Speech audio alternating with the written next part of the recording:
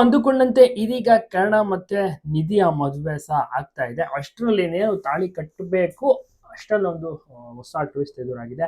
ಒಂದು ಟ್ವಿಸ್ಟ್ ಏನು ಅಂತ ಧಾರಾವಾಹಿ ನೋಡಿದ್ರೆ ಗೊತ್ತಾಗುತ್ತೆ. ಯಾಕೆಂದ್ರೆ ಇನ್ನೇನು ತಾಳಿ ಕಟ್ಟಬೇಕು ಅಷ್ಟರಲ್ಲಿ ಫೋನ್ಗೆ ಮೆಸೇಜ್ ಬರುತ್ತೆ. ಸೊ ಅದನ್ನ ನೋಡಿ ಕಂಪ್ಲೀಟ್ ಆಗಿ ಕರ್ಣ ಶಾಕ್ ಆಗುವಂಥದ್ದು, ಎದ್ದೋಗಿ ನಂತರ ಅಲ್ಲಿ ಕಾರ್ ಹತ್ರ ನೋಡ್ತೇನೆ, ಕಾರ್ ಕೂಡ ಅಲ್ಲಿ ಬ್ಲಾಸ್ಟ್ ಆಗುತ್ತೆ.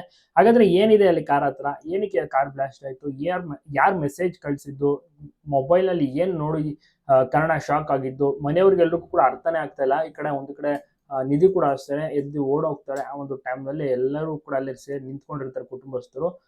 ಯಾರಿಗೂ ಕೂಡ ಅರ್ಥ ಆಗ್ತಲ್ಲ ಏನಕ್ಕೆ ಕರ್ಣ ಈ ತರ ಮಾಡ್ತಿದ್ದಾರೆ ಅಂತ. ಕರ್ಣನಿಗೆ ಈ ತರ ಒಂದು ಶಾಕ್ ನೀಡಿದ್ದು ಯಾರು ಅಂತ ಮುಂದೆ ಗೊತ್ತಾಗುತ್ತೆ. ಹೊಸ ವಿಲನ್ ಆಗಮನ ಕೂಡ ಆಗ್ತಾ ಇದೆ. ಕರ್ಣ ಮತ್ತೆ ನಿಧಿಯ ಒಂದು ಮದುವೆ ಜನರು ಕಣ್ತುಂಬಿಕೊಳ್ಬೇಕು, ಸ್ವಲ್ಪದ್ರಲ್ಲೇ ಜಸ್ಟ್ ಮಿಸ್ ಆಯ್ತು ಅನ್ಬೋದು.